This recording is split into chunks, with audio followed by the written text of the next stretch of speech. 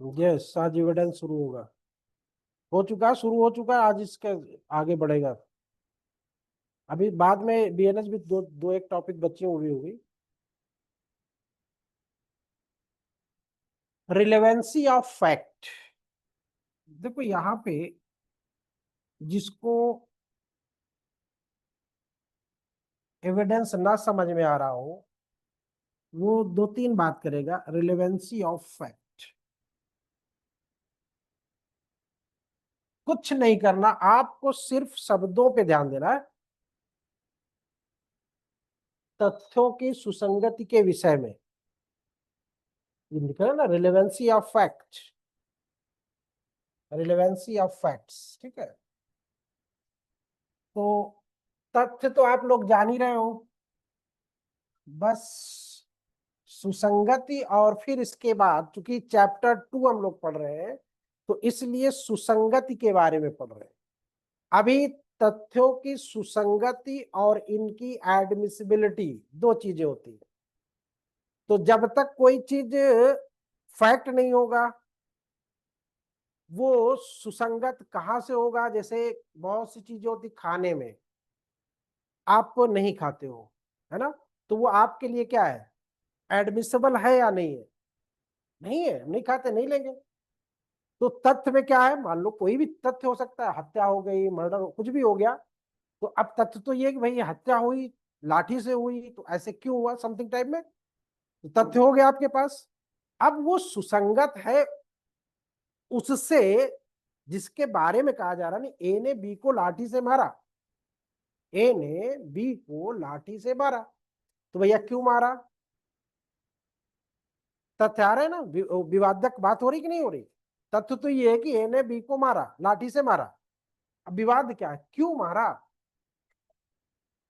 लाठी से ही क्यों मारा। तो विवाद, जो विवादक तथ्य है वो आने लगे। अब वो लाठी से मारा वो सुसंगत है या नहीं है, तो कितनी लाठियां पड़ी, कहां कहां पड़ी, क्या क्या टूटा, पोस्टमार्टम रिपोर्ट में कुछ पता चलता है। तो उसकी रिलेवेंसी है या नहीं है। फिर जब रिलेवेंसी है तो ये बताओ एडमिसिबल होना चाहिए या नहीं होना चाहिए, वो स्वीकृत होना चाहिए या नहीं होना चाहिए, एक प्रश्न ये भी है। तो यहाँ पे आज हम लोग यही देखेंगे कि चैप्टर 2 में आप लोग सिर्फ ऑफ रिलेवेंसी के बारे में पढ़ते हो, यानी सुसंगतता के बारे में पढ़ते हो, सेक्शन 4 से 50, ठीक है। 4 से 50 हम लोग क्या पढ़ते हैं, रिलेवेंसी, रिलेवेंसी।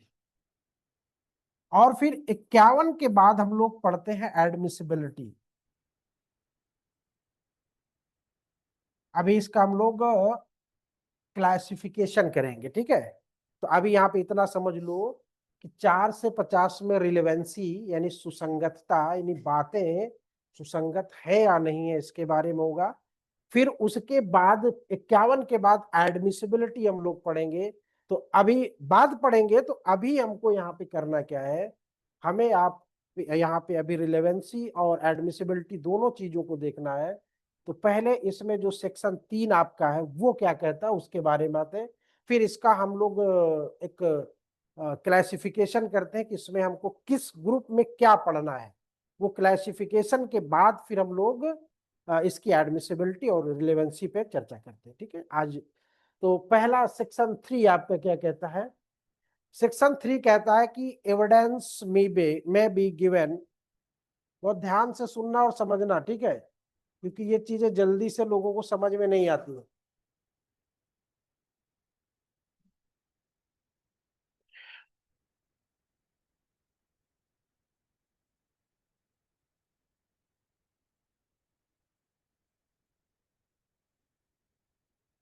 एविडेंस में be given of fact in issue, of fact in issue and relevant fact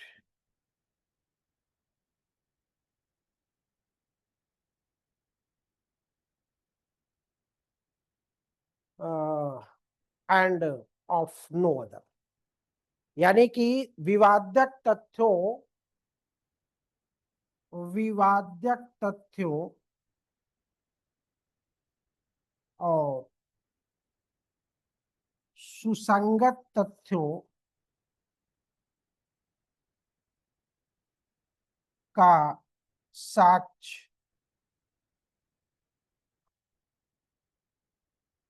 क्या किया गया, दिया जा सकेगा, दिया जा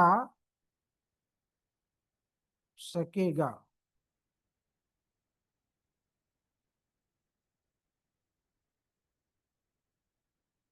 अब यहां पे विवादक तथ्य और सुसंगत तथ्य, यानी इनके अलावा दुनिया की कहानी हमको नहीं लेनी है, सिर्फ विवादक और सुसंगत तथ्यों तक ही हमें सीमित रहना है। अब कहता है कि एविडेंस में be given in any suit, और पहला प्री में, प्री के लिए पहले टर्म्स है, क्या है पहले टर्म्स प्री में, ये टर्म्स आपको याद रखने हैं, एनी सूट आर प्रोसीडिंग्स। अब एनी सूट आर प्रोसीडिंग मतलब सिविल भी हो गया, एनी सूट आर प्रोसीडिंग, इसका मतलब ये सिविल और क्रिमिनल दोनों के लिए हो गया, यानी कि किसी वाद या कार्यवाही में, ठीक है पहला। अब विवादक तथ्य और सुसंगत तथ्य किसको घोषित किया जाएगा, किसको घोषित नहीं किया जाएगा, इसमें भी दो तरह की बातें होती है। एक में न्यायालय को फुल डिस्कशन होता है और एक में न्यायालय को किसी तरह का कोई डिस्कशन नहीं होता है, उसको सख्त नियमों के अधीन बना रहना होता है, ठीक है, वहां पे आप लॉजिक नहीं लगा सकते, ठीक है। लेकिन सुसंगति में कहता है कि हर विवादक तथ्य और ऐसे अन्य तथ्यों को जिन्हें तस्मिन पश्चात सुसंगत घोषित किया गया है, वो सुसंगतता कहां पे घोषित किया गया है, सेक्शन 4 से 50 नए में, पुराना 5 से 55 हुआ करता था, ठीक है। तो 4 से 50 में जिसको हमने सुसंगत घोषित किया है, सुसंगत घोषित किया है, अब ये सुसंगत घोषित किया है, इसको प्रैक्टिकली उसमें अप्रोच में देखिए, कोई चीज सुसंगत घोषित है, सुसंगत घोषित है मतलब 18 वर्ष की लड़की, 21 वर्ष का लड़का, इनकी रिलेवेंसी क्या है, घोषित है, नियम में क्लियर है, सुसंगत है। फिर लड़कों के लिए जीन्स टी शर्ट सुसंगत है, नहीं है, लड़कियों के लिए जीन्स टी शर्ट सुसंगत है, ये हाँ तो बराबर हो जाते हो ना, सुसंगत है। लेकिन लड़कों के लिए क्या साड़ी सुसंगत है सुसंगत, लड़कों के लड़कियों के लिए क्या कोट पैंट सुसंगत है, पहनती है, उनके लिए है लेकिन आपके लिए नहीं है। तो हर जगह हर चीज सुसंगत हो भी सकती है और नहीं, ये बातें आपको कहाँ पता चलती है, 4 से 50 के बीच में सुसंगत घोषित किया गया है, 4 से 50 में हमने बता दिया। अब कहता है कि उसका अस्तित्व अनस्तित्व का साक्ष्य दिया जा सकेगा और किन्हीं अन्यों का नहीं, यानी कि कहता है कि proceeding of the existence of non-existence of every fact in issue and of such other fact and are hereinafter declared to be relevant and of no other existence or non-existence, मतलब वो चीज है रिलेवेंसी में कि नहीं है, ये बात भी आपको यहीं से, तो दो शब्द और लिख लीजिएगा यहाँ पे, अस्तित्व और अनस्तित्व ऑफ एवरी फैक्ट का साक्ष्य दिया जाएगा। भाई यही तो होता है, एक कहता है एक कहता नहीं है, तो दोनों शब्द लेना चाहिए ना। अब कहो नहीं नहीं सिर्फ अस्तित्व का ही लाइए, तो अनस्तित्व वाला क्या करेगा बेचारा। तो अस्तित्व और अनस्तित्व, अस्तित्व या अनस्तित्व का साक्ष्य दिया जा सकेगा और किन्हीं अन्यों का नहीं, या तो वो चीज है या तो नहीं है, ठीक है, या नहीं उसका अस्तित्व एग्जिस्ट कर रही है कि नहीं कर रही है। दुनिया में कोई भी वस्तु अगर एग्जिस्ट कर रही है तो उसका साक्ष्य दीजिए आप, और नहीं कर रही तो कहां से लाके दोगे। अगर नहीं कर रही एग्जिस्ट तो आप कहां से लाके दोगे, कहीं से नहीं लाके दे सकते ना आप। तो फिर कहता है कि और किन्हीं अन्यों का नहीं हम लेंगे, बस इतने का ही लेंगे। बात समझ रहे नहीं? जैसे आप इसको ऐसे थोड़ा समझ लो, आप शॉपिंग मॉल जाते हो ना, तो वहां पे क्या आप हर चीज खरीदते हो? नहीं। किसको खरीदते हो? जो आपकी रिलेवेंसी के अकॉर्डिंग होती है ना। रिलेवेंसी मतलब प्रासंगिक होता है, जो आपके लिए, जो आपके लिए जरूरी होता है, जो आपसे मैच करता है, जो आपसे रिलेवेंट होता है। दूसरी चीज खरीद लेते हो क्या? दूसरी चीज नहीं खरीदते ना। हमें उस दिन बताया था ना कि आपको अगर 6 नंबर के जूते लग रहे हैं तो आप 9 नंबर के जूते खरीदोगे क्या? तो कहता है कि बस जो अस्तित्व में 6 नंबर का पैर है तो 6 नंबर का ही जूता आएगा। ठीक, अब अस्तित्व में 6 नंबर का नहीं है तो 8 नंबर का लगेगा। होगा कुछ ना कुछ तो होगा ना। 6 नहीं है तो 8 तो होगा, 5 होगा, 4 होगा, कुछ ना कुछ तो होगा। तो वो अलग की बात। तो अब ये कहानी कि नहीं साहब मैं जूता पहनता था पहले 8 नंबर का ही पहनता था, वो थोड़ा से बड़ा हुआ करता था, कहानी नहीं चलेगी। आप सिर्फ फैक्ट पे आप बात। ठीक, तो ये बात किन्हीं अन्यों का तथ्य नहीं दिया जाएगा। फिर उसके बाद this section shall not enable any person to give evidence of a fact which he is disentitled to prove by any provision of the law for the time being of force relating to civil proceeding। ठीक है। यानी कि कहता है कि अगर कोई चीज जिसे हमने विधि के अधीन किसी चीज को हमने, जैसे होता ना कि आउटडेटेड, जिसमें इसका मतलब ये है कि अगर किसी चीज को आउटडेटेड कर दिया गया है या कोई चीज के बारे में नियम कानून ही नहीं बना है, ठीक है, तो वहां पे आपको ये धारा डिस्क्वालीफाई कर देगी कि आप उस चीज का साक्ष्य नहीं दे सकते। ठीक है, कि लिखा है ना कि व्यक्ति को साक्ष्य देने के योग्य नहीं बनाएगी, संबंधित विधि के उपबंध द्वारा ये साबित करने से निर्धारित कर दी। नहीं, आपको मना कर दिया गया है या उस चीज को आउटडेटेड कर दिया गया है या उस चीज को अस्तित्व में लेने से मना है, हम इस चीज को स्वीकार नहीं करेंगे। ठीक है ना, जैसे साफ साफ मना कर दिया जाता है। ठीक है, या कह दिया जाता है कि ये चीजें होनी चाहिए। अब देखिए, अब इसका इलस्ट्रेशन आइए। खा की मृत्यु कारित करने के आशय से उसे लाठी मारकर उसकी हत्या कारित करने के लिए का विचारण किया जाता है। A is tried for the murder of B by beating him with a club with the intention of causing his death। लाठी, इंटेंशन, डेथ, 3 बातें। इंटेंशन भी है, लाठी भी है और मौत भी। तो फिर कहता है कि is trial the following facts और इन इशू। अगर आपसे कहा जाएगी कि आप इस बारे में विचारण करिए कि किसी व्यक्ति की लाठी से हत्या कर दी गई, तो अब आपको ये जानना पड़ेगा कि लाठी से ही क्यों मारा। विवादक हुआ कि नहीं हुआ, लाठी से क्यों मारा? गोली से मार सकता था, तलवार से मार सकता था, लेकिन लाठी से क्यों मारा? फिर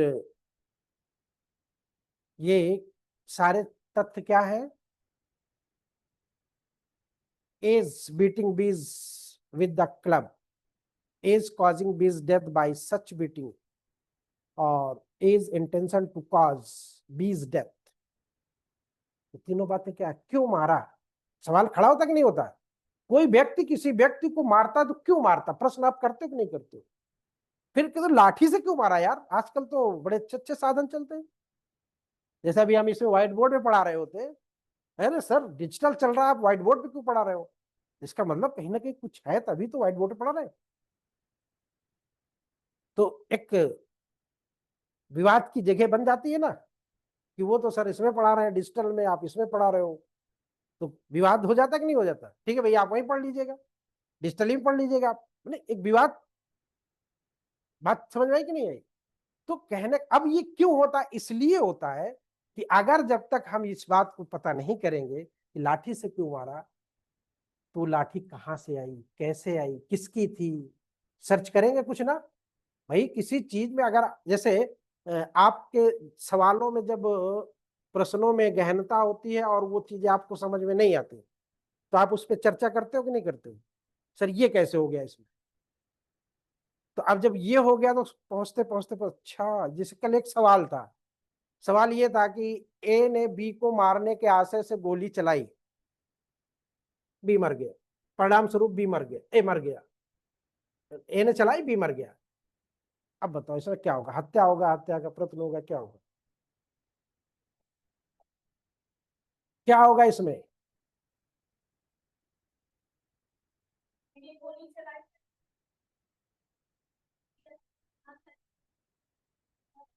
लगेगा तो ना मरेगा। अब हम गोली चला दिए, हार्ट अटैक से आप मर गए, गोली चला दी, हार्ट अटैक से आप मर गए, या गोली के डर से मर गए, हत्या हो जाएगी। गोली नहीं लगी, कहा लिखा सवाल में? नहीं, यही तो है ना बेटा, उसके पर तो अटेम्प्ट में क्या होता है?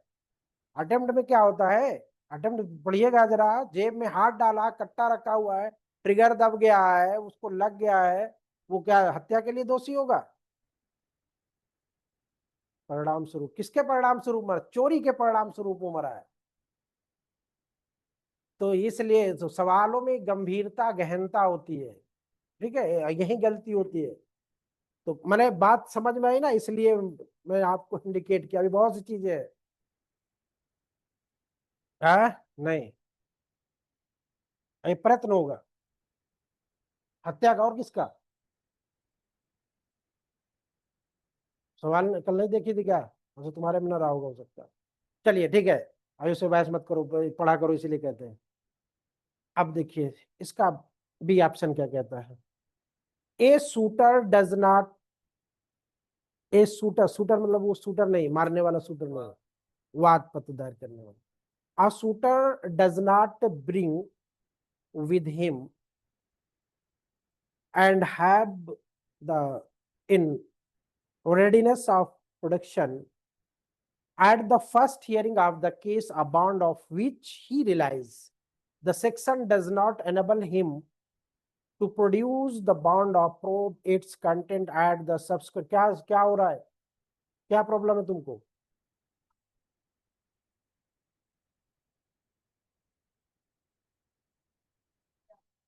सबको पता था, मंडे को बताया गया था कि बॉन्ड और अब तीनों बेयर एक्ट, ये चारों बेयर एक्ट कल से लेके आओगे, ठीक है? Probed in contents at the subsequent stage of the proceeding otherwise than in accordance with the conditions prescribed by the code of civil proceeding, है ना?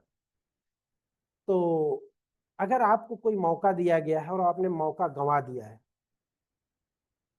182 मौका दे रहा है, अब जिस दिन एग्जाम हो उस दिन ना जाना, जिस दिन एग्जाम हो बुलाए आयोग आमंत्रण पत्र दे के, प्रवेश पत्र दे के, एग्जाम देने नहीं जाना, वो रिजल्ट देगा क्या आपको? दोबारा क्या करना? तो इसी तरह जब आपको किसी वाद में कुछ चीज पेश करना होता है तो भैया पेश करो ना। आप वाद करता हो, आप नहीं करोगे और आप नहीं आओगे तो ये मुकदमा कैसे चलेगा? जैसे कहते हैं ना कि मुद्दई सुस्त और गवाह चुस्त। तो जब आप वाद करता हो, मुद्दई आप हो, तो आपको देना चाहिए ना कोर्ट के सामने। आप नहीं दे रहे हो तो क्या होगा? रिजेक्ट कर देगा वो, या दोबारा कहेगा नहीं। ये विधि उसी व्यक्ति की मदद करती है जो व्यक्ति जगता रहता है, मैक्सिम है इक्विटी की। हाँ, ठीक। तो कुछ मैक्सिम वगैरह भी कुछ लेते चलो। चलिए, ये बात सेक्शन 3 में बात समझ में आ गई। अब देखिए, बात सेक्शन 3 इतना लिख के निकल जाता है, अब इसमें आपको और कुछ नहीं बताता है, इतना ही पढ़ लिया आपने ना। अब इसमें आधी अधूरी बातें अभी रुकी हुई है। अब इसमें पहली बात तो ये है कि इसका जो क्लासिफिकेशन करना, एनी सूट प्रोसीडिंग, ये अस्तित्व अनस्तित्व सारी बातें हैं, तो कहीं ना कहीं तो ये होंगी। और जो 4 से लेके 50 के बीच में जिन बातों की हमें चर्चा करनी है उनके बारे में भी हमें पता होना चाहिए। तो क्लासिफिकेशन लिखिएगा पहले। तथ्यों का वर्गीकरण पहले लिखिए, आज ये सिनॉप्सिस बना लीजिएगा इसका, एविडेंस एक्ट का पूरा सेक्शन 3 में क्या पढ़ना है। पहले हिंदी वाले लिख ले, उसके बाद इंग्लिश वालों को कराते हैं। तथ्यों का वर्गीकरण, कौन से तथ्यों का? सुसंगत तथ्यों का, क्योंकि 4 से 50 जा रहा है ना, तो वहां पे सुसंगत तथ्यों का वर्गीकरण। पहला लिखिएगा इसमें कार्य और घटनाएं। पहले हिंदी वाले लिख लेंगे, इंग्लिश वाले लिख लेंगे। कार्य और घटनाएं,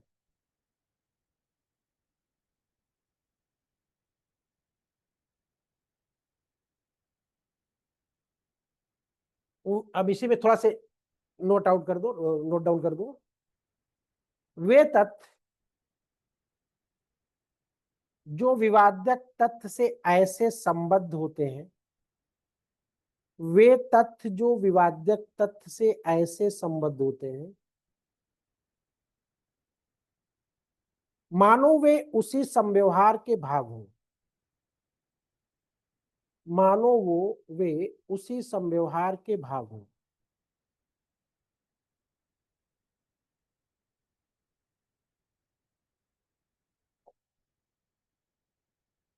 मानो वे उसी संव्यवहार के भाग, जैसे वे तथ्य जो विवादक तथ्य के, वे तथ्य जो विवादक तथ्य के अवसर कारण परिणाम, अवसर कारण परिणाम या हेतुक या आचरण, अवसर कारण परिणाम हेतुक या आचरण इत्यादि से जुड़े हो। ये बात आपको पढ़नी है सेक्शन 14, 4 से 14।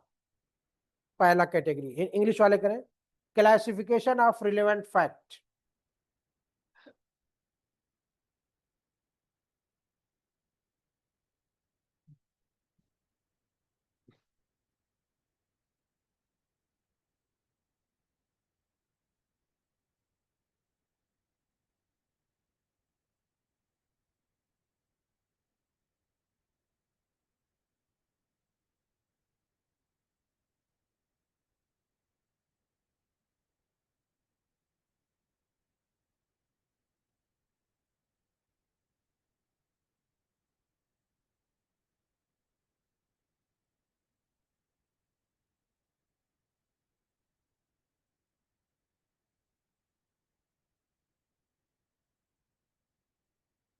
और रिलेवेंट फैक्ट लिखा, according to section 4 to 50, according to section 4 to 50, the following facts shall be deemed, the following facts shall be deemed to be relevant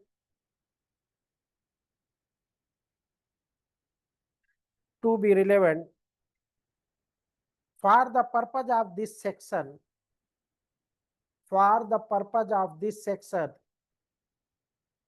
and evidence of their existence or non-existence, of this section and evidence of their existence or non-existence shall be admissible.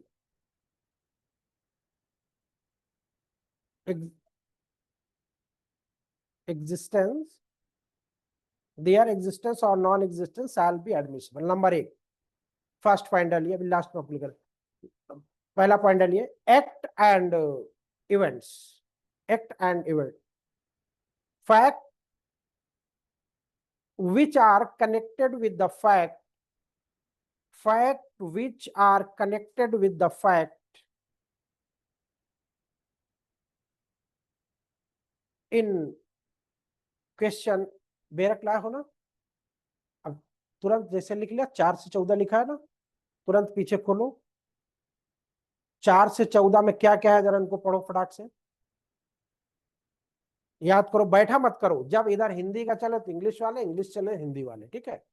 4 से 14 है आपके पास, 4 से 14 पढ़िए उसको बेरक में।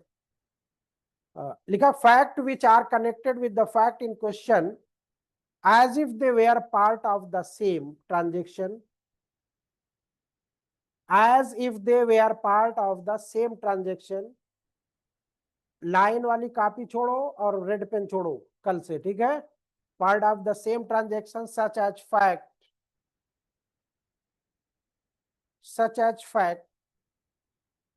which are connected with the fact in question, which are connected with the fact in question as the occasion, cause, consequence, occasion, cause, consequence, or motive, or conduct, consequence or motive or conduct, etc. Section 4 to 14। Hindi वाले आइए, दूसरा point लिखिए। विवादक तथ्यों के बारे में कथन। आप लोग इंग्लिश वाले पढ़िए, 14 सेक्शन तक तुरंत पढ़िए, खाली हेडिंग पढ़िएगा और कुछ मत पढ़िएगा। 4 से 14 में हेडिंग पढ़ना। अभी पूछते हैं कैसे प्री में कैसे आपसे खेल खेलता है आयोग। विवादक तथ्यों के बारे में कथन, इसमें 15 से 25 हमको पढ़ना है। विवादक तथ्यों के बारे में कथन 15 से 25, ठीक है। 15 से 25 होगा ये, और इसमें कैटेगरी होंगी, पहली कैटेगरी, दूसरी कैटेगरी, तीसरी कैटेगरी। पहली कैटेगरी में क्या लिखना है? विवादक तथ्यों के बारे में कही गई चीजें, विवादक तथ्यों के बारे में कही गई चीजें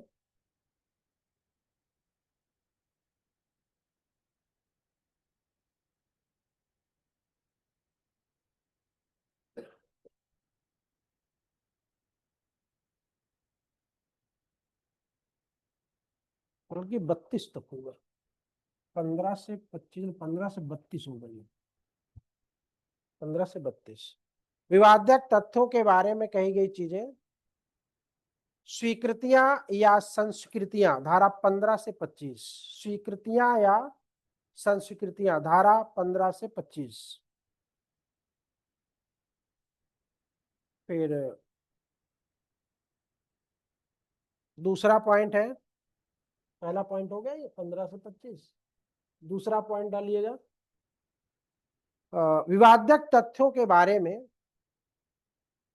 उन व्यक्तियों के कथन, विवादक तथ्यों के बारे में उन व्यक्तियों के कथन जिन्हें गवाह के रूप में बुलाना संभव नहीं है।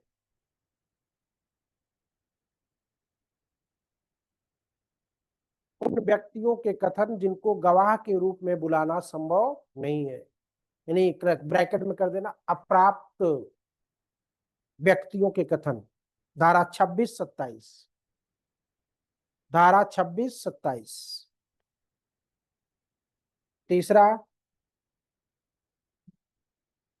तीसरा पॉइंट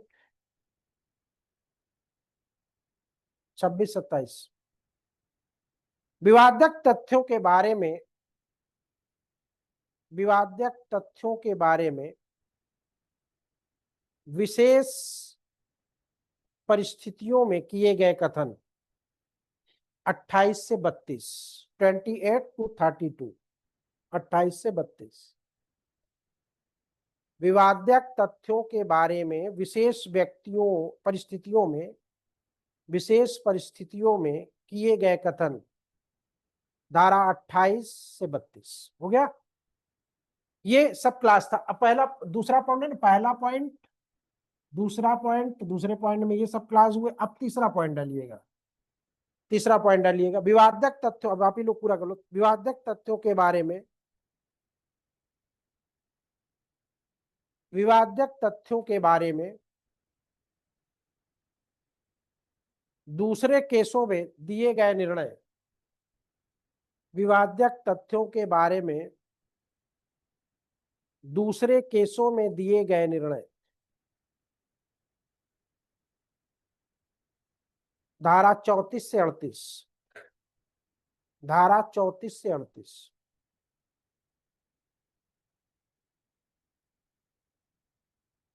फिर फोर्थ पॉइंट, विवादक तथ्यों के बारे में राय।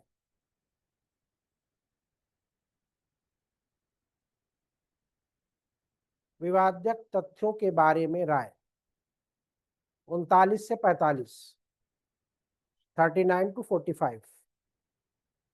चौथा हो गया। पांचवा पॉइंट, वादग्रस्त पक्षकारों का चरित्र और ख्याति। वादग्रस्त पक्षकारों का चरित्र और ख्याति। इसमें अगर हम पॉइंट 3 को छोड़ दें तो ये 4 पॉइंट जो है, ये प्री में 4 सवाल आपके हैं। इन्हीं 4 भी हो सकते, 6 भी हो सकते। दूसरा पॉइंट बोला, तीसरा पॉइंट बोला चरित्र और ख्याति 46 से 50, 46 से 50। ये आपका सिनॉप्सिस हुआ। अभी इसमें थोड़ा सा और लिख दीजिएगा नीचे नोट करके। धारा 40 से 50 के अनुसार, धारा 40 से 50, सॉरी, धारा 4 से 50 के अनुसार, धारा 4 से 50 के अनुसार उपरोक्त तथ्य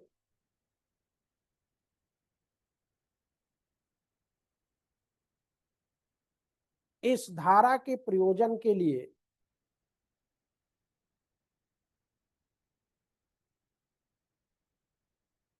सुसंगत समझे जाएंगे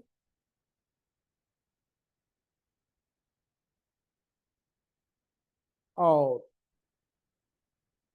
उनके अस्तित्व और अनस्तित्व का, देखिए अभी आप लोगों को समझ में नहीं आ रहा होगा, ऑनलाइन में कुछ लोगों को, ठीक है। तो अभी मैं इसको बहुत सिंपल उसमें आपको समझाता हूँ कि टर्म्स खाली आपको समझना है। जो बार बार आपको कंफ्यूज कर रहा होगा ना, मैं बता रहा हूँ क्या कर रहा होगा आपको कंफ्यूज। उसके अस्तित्व या अनस्तित्व का साक्ष्य प्राप्त होगा। फिर पैरा चेंज करके लिख देना। ये बात याद रखना चाहिए कि, ये बात याद रखना चाहिए कि कोई तथ्य सुसंगत होने के लिए, ये बात याद रखना चाहिए कि कोई तथ्य सुसंगत होने के लिए, सुसंगत होने के लिए उपर्युक्त वर्गों में से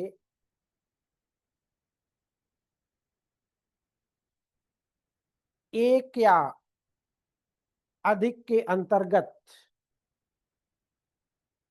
एक या अधिक के अंतर्गत आ सकता है।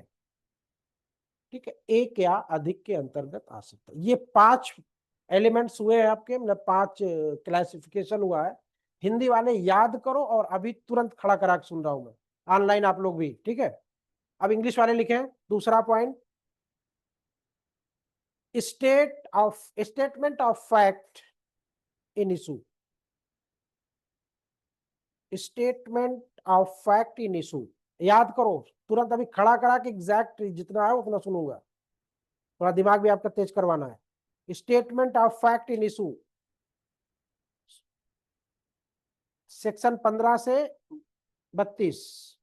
पहला पॉइंट इसमें जो ये था ना, पहला point, things set about the fact in issue. Things set, things वस्तुएं, things set about the fact in issue, in issue are called admission or confession, are called admission or confession। Section 15 से 25, section 15 से 25।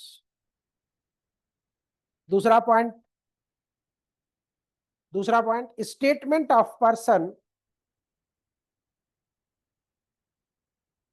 Statement of person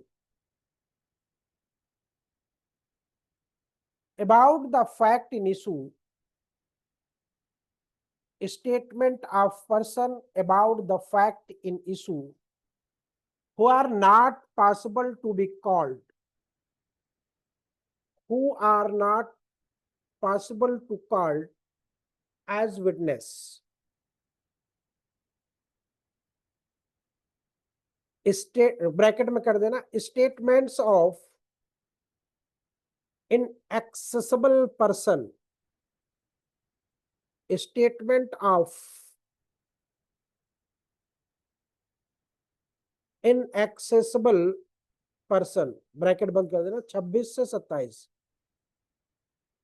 हाँ sorry inaccessible, हाँ 26 27। तीसरा point इसी में, third point, statement made in special circumstances, statement made in special circumstances about material fact, section 28 to 32। Material fact ध्यान से सुन लिया करो एक बार,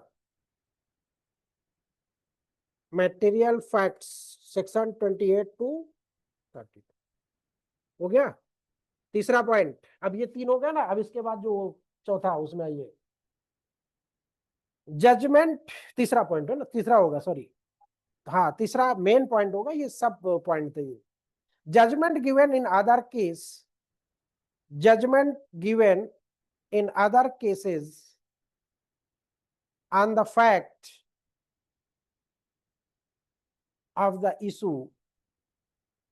अगर 182 वैकेंसी देखने के बाद भी लोगों में क्विकनेस ना आए, नींद ना छोड़े, समय से ना पहुंच पाए, तो इसका मतलब कि जो पूर्व में कहे हुए कथन थे वो सब इररिलेवेंट थे।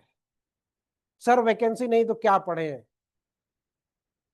पहले यही स्टेटमेंट हुआ करता था ना, सर वैकेंसी नहीं तो क्या पढ़े, अब तो वैकेंसी है ना, तो अब पढ़ो, देर से आके पढ़ो, सो के पढ़ो, है ना। चलिए, judgement given in other case on the facts of the issue 34 to 38 हो गया, on the fact of the issue section 34 38। क्योंकि हम ये सुनते सुनते पक गए थे, लोग कह रहे थे वैकेंसी नहीं तो क्या पढ़े, कहीं नहीं क्या पढ़े। 4, opinion as to fact in issue, opinion as to fact in issue section 39 to 45 हो गया। लास्ट फिफ्थ पॉइंट लिखो, character and reputation, character and reputation of the suit, of the suit 46 to 50।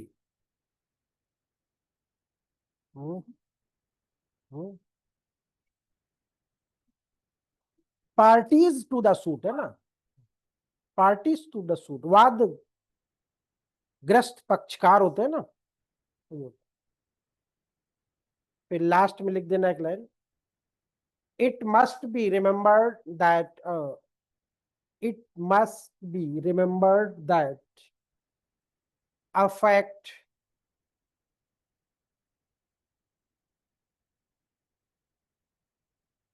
may fall under one or more, may fall under one or more of the above category। इसमें case आप लोगों ने बहुत पढ़ा होगा, कौन सा केस पढ़ा, सेक्शन 5 में पुराना और सेक्शन 3 में भी ऐसे, याद है, आया भी है ये। और सुप्रीम कोर्ट ने इसमें एडमिसिबिलिटी और रिलेवेंसी शब्द को लेके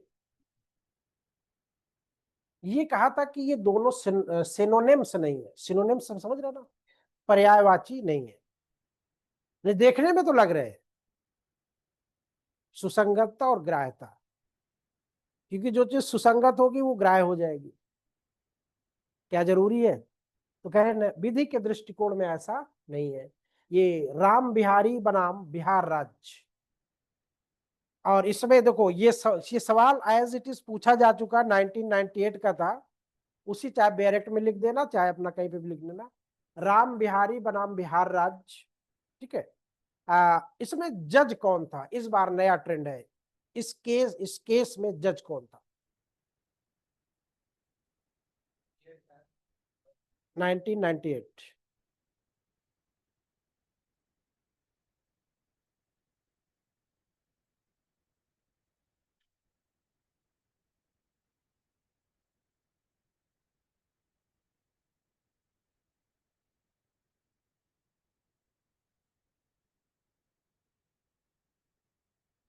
ठीक। जस्टिस मोहम्मद कादरी थे। Justice Mohammad Qadri. Qadri Qadri. QUADR। Justice Mohammad Qadri.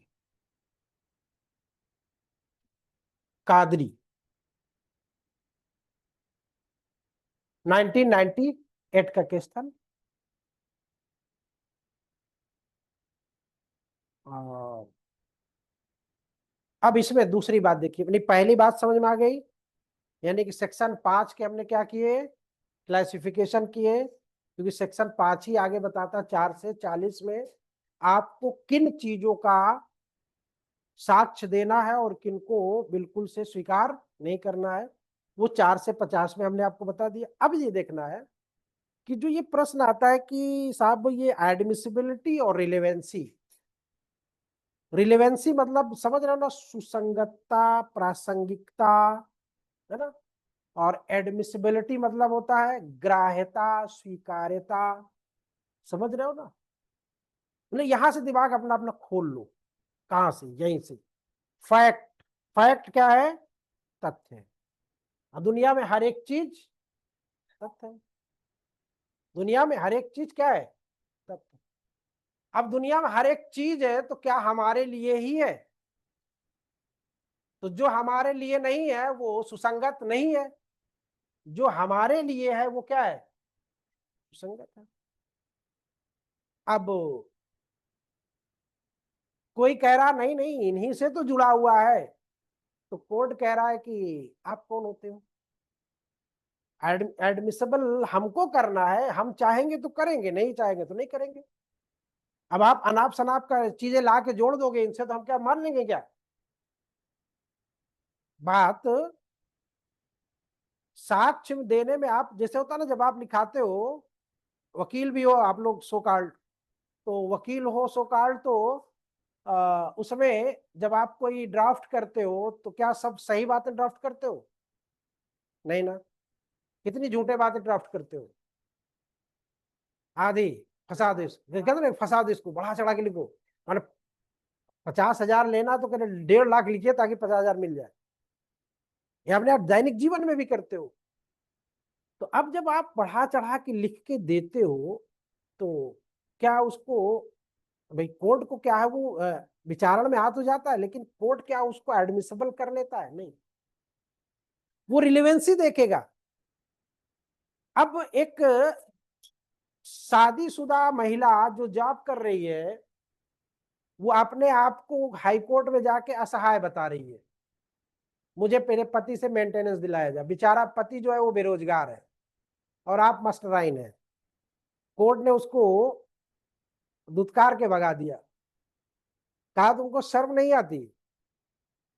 अगर तुम नौकरी भी कर रही हो और मेंटेनेंस भी पाना चाह रही हो, तो सक्षम हो आप, तो वहां पे आपको मेंटेनेंस नहीं दिया जा सकता है। तो यानी कि सुसंगतता, एडमिसिबिलिटी, बात समझ में आ रही नहीं आ रही? कि नहीं, कोर्ट कहेगा नहीं नहीं, महिलाओं को तो मिलना चाहिए मेंटेनेंस, एडमिसिबल कर ले। लेकिन एडमिसिबल कर लेगा तो कहीं ना कहीं कुछ गड़बड़ होगा। तर्क के आधार पे तो कर सकता है, लेकिन विधि के आधार पे नहीं देना चाहिए उसको। तर्क के आधार पे कि हाँ भाई महिला है, कहाँ जाएगी कमाने, लेकिन कमा रही है, तो फिर तर्क के आधार पे उसको भी खारिज कर। तो यहाँ पे दो बातें समझना है, यानी कि पहले आप दिमाग में डालो तथ्य क्या, तथ्य। दूसरा सुसंगतता। अब सुसंगतता मैंने बता दिया। फिर उसके बाद एडमिसिबिलिटी। एडमिसिबिलिटी मतलब होता है ग्राह्यता, वो कोर्ट उसको ग्राह्य कर रही है या नहीं कर रही है। तो अब इसमें क्या है, दोनों में पहले अंतर पढ़िए आप, लिखिए पहले, अब पढ़ाना तो बहुत पढ़ा चुके हैं आपको, अंतर लिखिए पहले दोनों में, अंतर लिखिए पहले, distinction between relevancy and admissibility.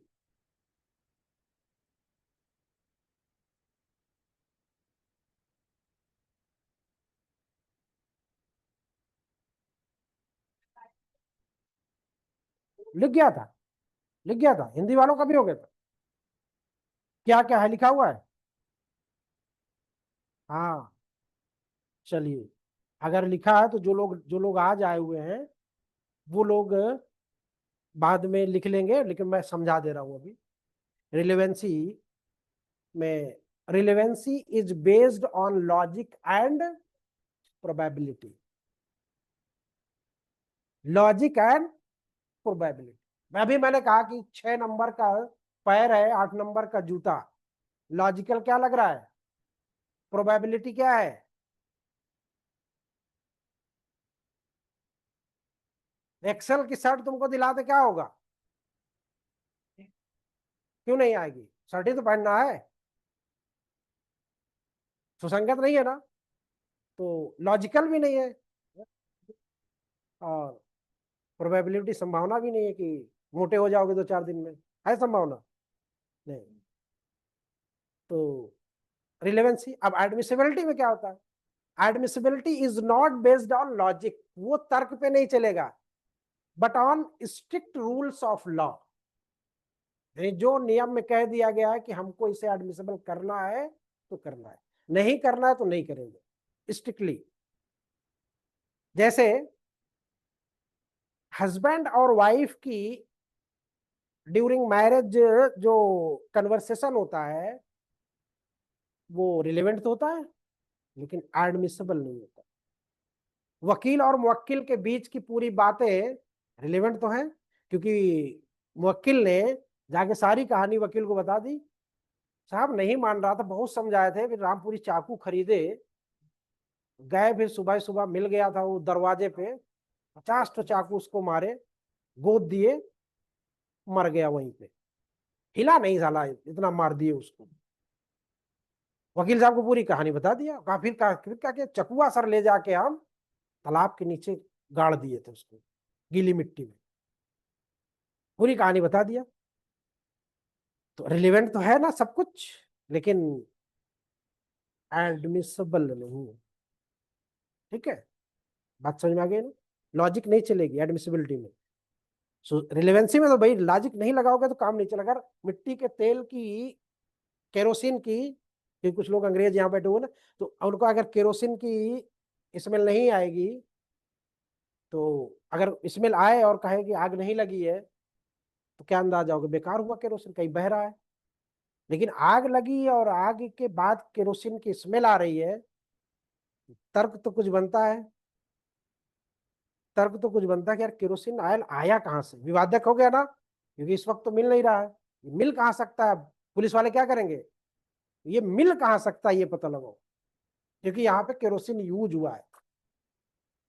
बात समझ रहे नहीं समझ रहे? दूसरा पॉइंट क्या कहता है, the rules of relevancy are described under section 4 to 50 of the साक्ष्य अधिनियम 2023। Admissibility, the rule of admissibility are not described under 4 to 50 साक्ष्य अधिनियम, but they are relevant after 50, after 50 यानी 51 से एडमिसिबिलिटी के सवाल पे हम लोग देखेंगे।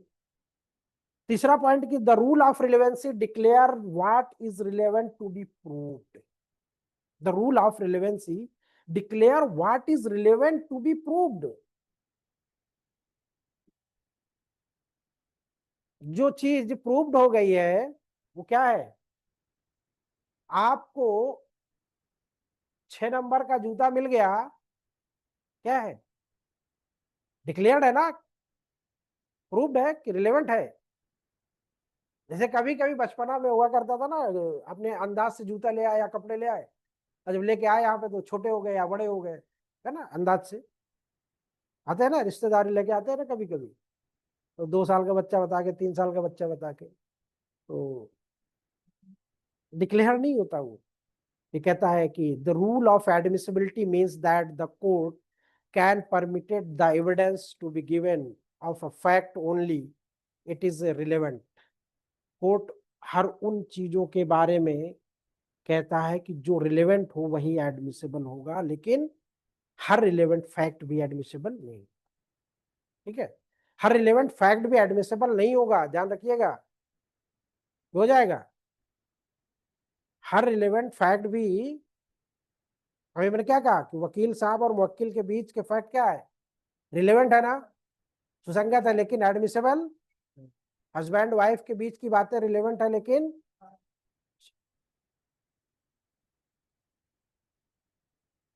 अभी मैंने क्या कहा कि कोर्ट के सख्त नियम कानून है, वो डिस्कशन होता है जज का, आप उसी से रिलेवेंट रिलेवेंट चीज दोगे, स्वीकार नहीं करेंगे हम। अब आपके सामने बहरा लेके आ रहा है, कभी पनीर पकौड़ी लेके आ रहा है, कभी वैसे पकौड़ी लेके आ रहा है, कभी कोल्ड ड्रिंक लेके आ रहा है, कभी कॉफी लेके आ रहा है। अब उसमें से एडमिसिबल क्या क्या करते हो, सब कर लेते हो, यानी एक हाथ में कॉफी एक हाथ में कोल्ड ड्रिंक करते हो, क्यों, क्यों नहीं करते हो? ये प्रकृति का सख्त नियम है कि ठंडे के साथ गर्म, साथ साथ बोल रहा हूँ, ध्यान मत देना, नहीं थोड़ी देर पहले पी के फिर कोई हराम की तो होती है ना, पिए और थोड़ी देर बाद थोड़ा सा खाए और फिर जाके मार दिए कोल्ड ड्रिंक, है ना। तो कॉफी का भी मजा ले लिए, कोल्ड ड्रिंक का भी मजा ले लिए, बीच में कोई नमकीन थी उसका भी मजा ले लिए, तो क्या सब एक्सेप्ट कर लोगे एक साथ, एडमिसेबल कर लोगे? तो जज के सामने भी यही होता है, 20 तरह के साक्ष्य पहुंच जाते हैं, 20 तरह के गवाह पहुंच जाते हैं, तो क्या वो सबको भर्ती कर ले? तो इसीलिए उसमें लिख दिया गया, लास्ट में जो वर्ड यूज किया है, क्या किया है, सेक्शन 3 का लास्ट वर्ड क्या है, एंड, इसीलिए वो लिख दिया है। ठीक है, जैसे डॉक्टर बोलते कि अभी कौन सा महीना गया इसके पहले, हिंदी का, नहीं, सावन गया, नहीं सावन तो जुलाई में निकल गया, चुप, जस्ट अभी कौन गया है, अभी कुमार आएगा ना। तो आप लोगों को अपना कैलेंडर नहीं याद है,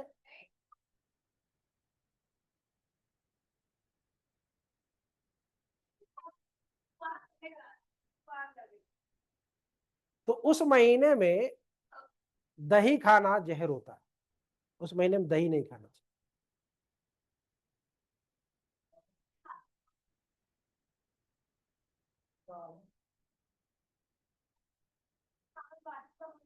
उसके बाद वाला महीना जो, हाँ उसी लिए वो मना किया गया है। चलिए, आप लोग खाने पीने की बहुत बात करते हो, मोटे फिर भी नहीं होते हो, चलिए आगे आइए। फिफ्थ पॉइंट क्या है, the fact which are relevant और नॉट नेसेसरी एडमिसिबल। मैंने बताया ना कि जो फैक्ट रिलेवेंट है जरूरी नहीं है कि वो एडमिसिबल हो जाए। The fact which are admissible are necessarily relevant, यानी कि जो एडमिसिबल हो चुका है, अब वो सुसंगत है तभी तो एडमिसिबल हुआ है, तो सीधी सी बात है। तो ये डिफरेंस हो गया, जिनका नहीं है लिखा हुआ वो लोग लिख लेंगे, कहीं से मिल जाता है, और अगर मिल जाता है तो अच्छी बात, क्योंकि ये पहले क्लियर करना है। अगर ये नहीं क्लियर होगा तो सेक्शन 3 क्लियर कभी नहीं कर सकते, जीवन में नहीं कर सकते, पढ़ते रह जाओगे, और ये नहीं क्लियर होगा तो आगे बस फैक्ट सुसंगत एडमिसिबल करते करते एविडेंस खत्म हो जाएगी, बातें नहीं समझ में आएंगी, तो बातें समझना। ठीक, अब इसके बाद पहला स्टेप सेक्शन हुआ, दूसरा स्टेप सिनॉप्सिस बना, तीसरा स्टेप डिफरेंस। ठीक है, टाइम कितना हुआ, 8 हो गया ना। एविडेंस को सेक्शन 3 को, केस ला कौन सा था, कब का था, जस्टिस कौन था, ठीक,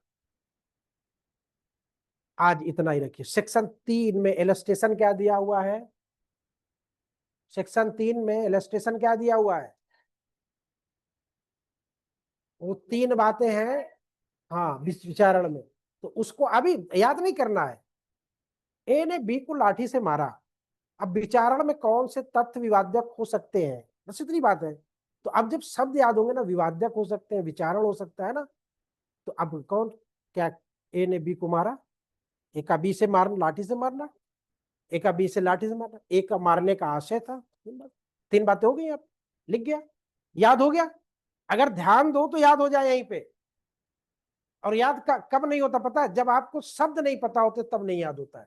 शब्द मतलब क्या, तथ्य नहीं पता था, रिलेवेंसी नहीं पता थी, सुसंगतता नहीं पता थी, या एडमिसिबिलिटी नहीं पता थी, फिर संभाव, अधिसंभाव, अनधिसंभाव, अस्तित्व, अनस्तित्व, अभी सारे वर्ड आएंगे आपके सामने। तो इन वर्डों की ऐसी तैसी कर दो, फिर देखो इंडियन एविडेंस एक्ट पढ़ने में कितना मजा आता है। बस फिर जैसे जैसे यहाँ चलेगा ना, आप कोर्ट में पहुंचना, सो कार्ड वकील भी हो ना, जैसे मैंने कहा सो कार्ड, सो कार्ड का मतलब तथा कथित, जिसको कहा जाता है तथा कथित, पक्के नहीं हो, तथा कथित हो। हाँ, अब प्रैक्टिस में जाते हो कि नहीं, जाते हो कि नहीं जाते हो, इसलिए हमने तथा कथित शब्द लगा दिया ना। हाँ, व्यवहारिक रूप से नहीं हो। ठीक, यही बात समझ में आई कि नहीं आई। ऑनलाइन में कौन कौन है, जरा एक बार इनका दर्शन कर ले। फरमान मिस्टर जो मैसेज बोलिएगा। क्या लिखा है, कटा सीखना है, मतलब कट्टा सीखना है। आदिल वंशिका से सैमसंग लोकेश आईफोन, चलिए ठीक है।